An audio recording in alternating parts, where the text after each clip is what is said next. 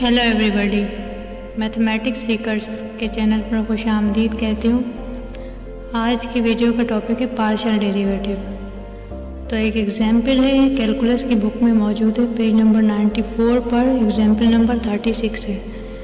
तो इस पर आज हम डिस्कस करेंगे।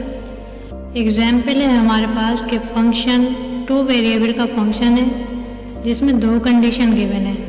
जब x y does not equal to 0 होगा तो हमारे फंक्शन की वैल्यू होगी x y bracket x square minus y square upon x square plus y square. और जब एक्स वाई की वैल्यू 0 होगी तो फंक्शन की वैल्यू भी 0 होगी। प्रूफ क्या करना है? प्रूफ ये करना है कि function x y at point 0 does not equal to f y x at point 0 according to the definition of partial derivative. Partial derivative में क्या करते हैं कि पार्शियल डेरिवेटिव में एक वेरिएबल का आपको डेरिवेटिव लेना होता है और एक वेरिएबल को कांस्टेंट रखना पड़ता है। जिस तरह यहाँ है कि the derivative of x y with respect to x keeping y constant. यहाँ पर आप एक्स के रिस्पेक्ट में आप डेरिवेटिव लेंगे। तो एक्स के रिस्पेक्ट में जब आप लेंगे तो उसको डिनोट कैसे करेंगे? Del f by del x और एफ ऑफ एक्स वाई या फिर एफ ऑफ एक्स से डिनोट कर सकते हैं पार्शियल डेरिवेटिव को। इस एग्जाम्पल को सॉल्व करने के लिए we need to use limit according to the derivative of limit. Means यहाँ फर्स्ट प्रिंसिपल की बात हो रही है। तो फर्स्ट प्रिंसिपल में जब 2 वेरिएबल का फंक्शन होगा तो हम कैसे इसको डिनोट करेंगे? Del f by del x limit h approaches to 0 f bracket x plus del x y minus f x y upon del x. तो विद रिस्पेक्ट टू एक्स हम डेरिवेटिव ले रहे हैं तो रेट ऑफ चेंज डेरिवेटिव हो रहा है, तो रेट ऑफ चेंज डेरिवेटिव का मतलब है rate of change.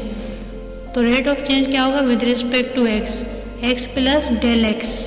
Del x मतलब रेट ऑफ चेंज को हम एच से भी डिनोट करते हैं। तो हमारे पास partial derivative of function with respect to x की वैल्यू है limit which approaches to 0 f bracket x plus h y plus f bracket x y upon h. Remember one thing कि इस एग्जाम्पल में रेट ऑफ चेंज का concept समझना ज़रूरी है। अगर रेट ऑफ चेंज का कॉन्सेप्ट समझ लिया तो you can solve easily this type of problems. Partial derivative with respect to x given as limit h approaches to 0 f bracket x plus h y minus f bracket x y upon h. Partial derivative with respect to x के फॉर्मूले में आपको अब first condition use करनी है कि first condition में जो हमारे पास पॉइंट है वो है 0 0। मीन्स एक्स और वाई की जगह आपको 0 यूज़ करना है। तो जब आप 0 यूज़ करेंगे तो आपका पूरा फंक्शन जो है वो किसके बराबर होगा? 0 के बराबर। तो हमें क्या मिलेगा? F of x 8.00 which is equal to 0। Now second step में क्या करना है? आपको डेरिवेटिव लेना है, partial derivative of f of x with respect to y means delta y means rate of change in the form of k means y में changing होगी in the form of k। जिस तरह x में h के respect में changing हो रही थी इस तरह y में k के रिस्पेक्ट में चेंजिंग हो रही है। रेट ऑफ चेंज को हम शो कर रहे हैं k से।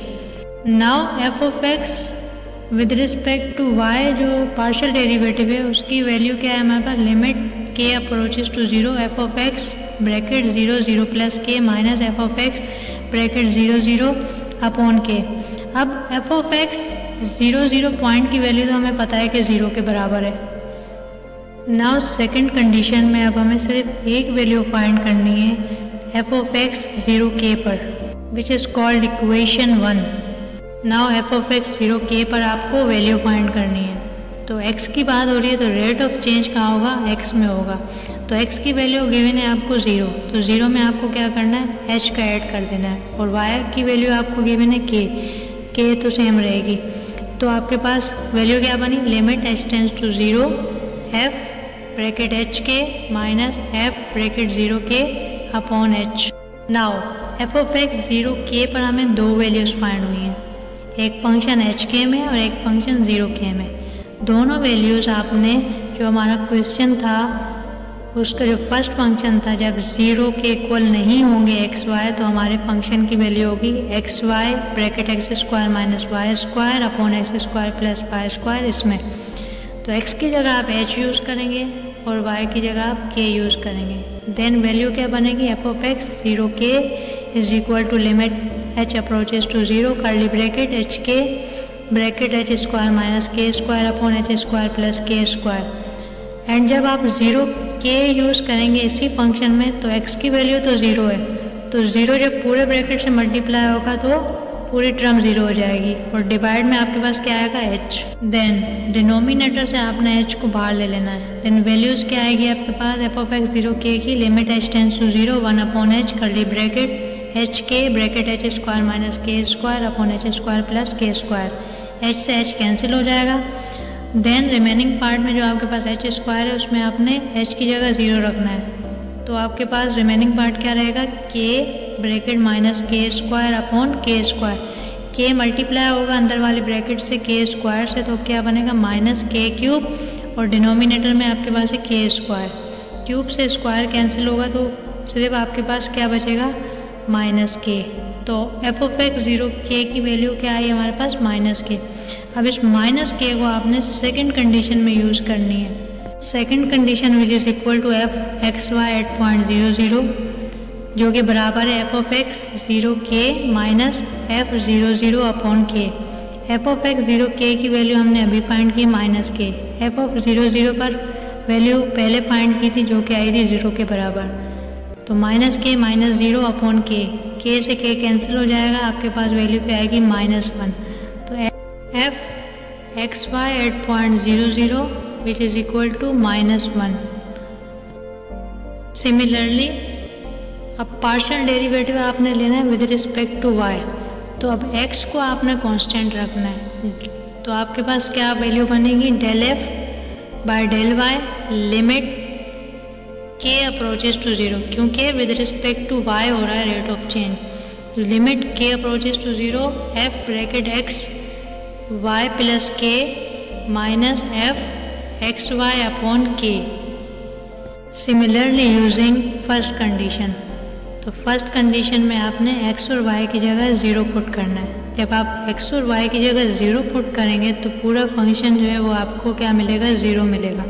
तो f of y 8.00 which is equal to 0। In second condition आपको डेरिवेटिव लेना है f ऑफ y का विद रिस्पेक्ट टू x, तो रेट ऑफ चेंज किस में आएगा, x में। तो x में आपने क्या करना है, 0 plus h limit h tends to 0 f y 0 plus h 0.0 minus f y 0.00 upon h। Then we have limit h tends to 0 f y h 0 minus f y 0 upon h which is called equation 2।